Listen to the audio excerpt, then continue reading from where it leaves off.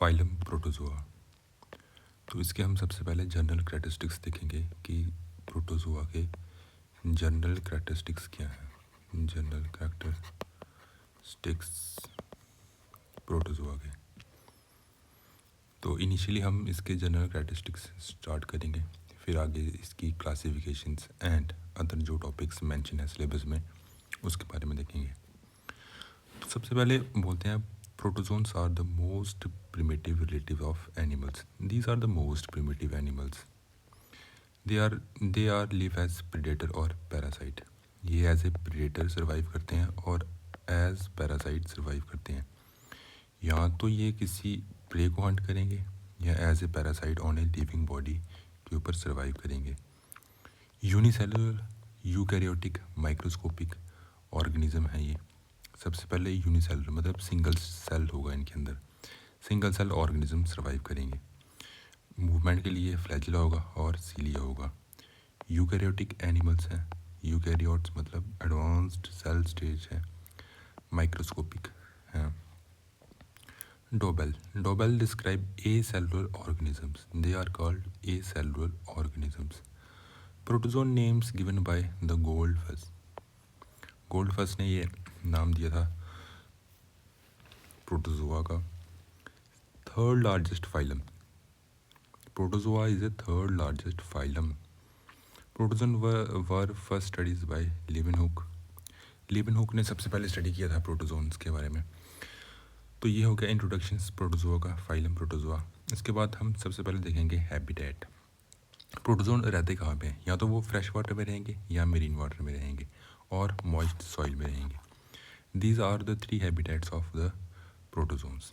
और some are जो parasite हैं प्रोटोजोन्स, वो किसी बॉडी के ऊपर सर्वाइव करेंगे। बॉडी मीन्स होस्ट के ऊपर सर्वाइव करेंगे जो पैरासाइट प्रोटोजोन्स हैं।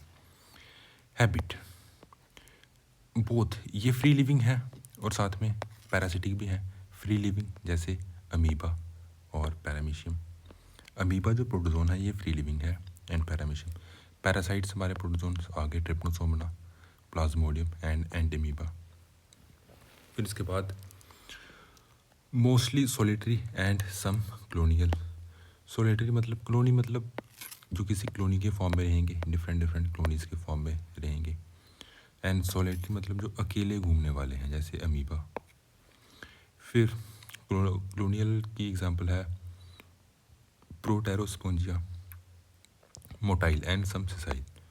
सिसाइल्स मतलब जो किसी सरफेस के साथ अटैच रहेंगे, जो ईजिली मूव नहीं कर पाएंगे, जिनकी मूवमेंट नहीं होगी। और मोटाइल मतलब जो मूव करेंगे। ये प्रोटोजोन एग्जांपल्स एफिलोटा। Level of organization, protoplasmic level of organization है इनकी। प्रोटोप्लाज्मिक मतलब कि ये एक सेल है हमारे पास, nucleus, contractile vacuole and other. Protoplasmic level पे ये सर्वाइव करेंगे, इनका रहेगा। सिमेट्री एसिमेट्रिकल एनिमल्स है, नो रेडियल और बाइलेटरल।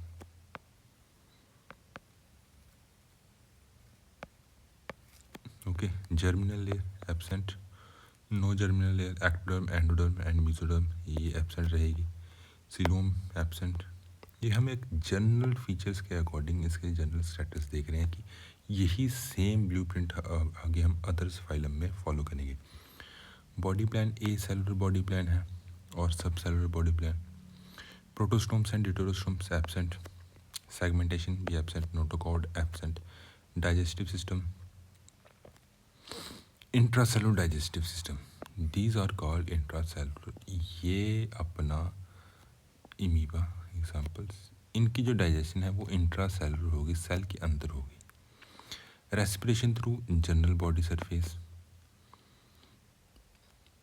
और excretion general body surface and ammonia.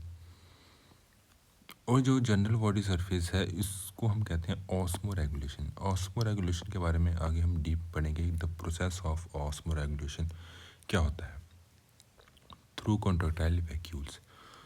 ये कॉन्ट्रैक्टाइल वैक्यूल्स जो होता है ये हेल्प करता है ऑस्मो रेगुलेशन में। हर एक प्रोटोजोन्स के अंदर, ये एक प्रोटोजोन है, ये न्यूक्लियस है इसका, और यहाँ पे एक कॉन्ट्रैक्टाइल वैक्यूल होगा, जो हेल्प करता है रेस्पिरेशन एंड एक्सक्रीशन में कि कैसे जो मटेरियल है एक्सक्रीशन उसका बाहर निकल पाएगा। स्केलेटन नेक्स्ट है स्केलेटन कि प्रोटोजोआ का स्केलेटन। अब देखो सिंगल सेल ऑर्गेनिज्म है, सपोर्ट के लिए इसको कोई सम लाइक एंडोस्केलेटन और एक्सोस्केलेटन तो चाहिए होगा। कैल्सिकेरियस शेल, फोरामिनीफेरस एंड जो फोरामिनीफेरस प्रोटोजोन्स हैं इनका कैल्सिकेरियस सेल्स होता है।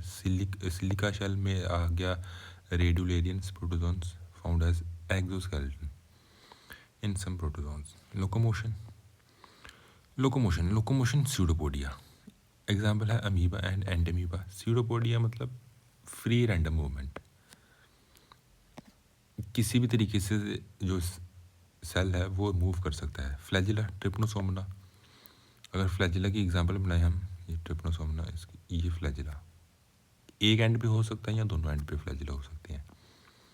सीलिया पैरामीशियम अगर सीलिया है ये पैरामीशियम एग्जांपल, पूरी बॉडी पे सीलिया होंगे इसके, और सीलिया की हेल्प से ये क्या करेगा, मूव करेगा। सीलिया एक वेव लाइक मोशन फॉर्म करेगा जिसकी वजह से ये पूरी मूवमेंट होगी। Nervous systems again absent. Reproduction two types की, asexual and sexual reproduction. Asexual reproduction में क्या होगा, इसके टाइप्स हैं आगे। सिंपल बाइनरी फिजन अमीबा, मतलब अमीबा है ये, एक अमीबा के दो पार्ट में डिवाइड हो जाएगा, binary fission. Transverse binary fission में जिस टाइप की बाइनरी फिजन होगी, दो पैरामीशियम अलग अलग पार्ट में डिवाइड हो जाएंगे। लॉन्गिट्यूडनल बाइनरी फिजन ट्रिपनोसोमनास, फिर उसका आ गया मल्टीपल फिजन आ गया प्लाज्मोडियम, बडिंग में आ गया एफिलोटा, ये आ गया। फिर उसके बाद है सेक्सुअल रिप्रोडक्शन, आई थिंक ये है longitudinal reproduction binary fission, sorry. Sexual reproduction में syngamy and conjugation. Syngamy plasmodium में होगी और कॉन्जुगेशन पैरामीशियम में होगी। ये आगे हम डीप डिटेल में पढ़ेंगे इसके बारे में कि कैसे इनमें रिप्रोडक्शन पॉसिबल होती है प्रोटोजोआ में। ये हमारे जनरल कैरेक्टरिस्टिक्स से प्रोटोजोआ के। आगे हम नेक्स्ट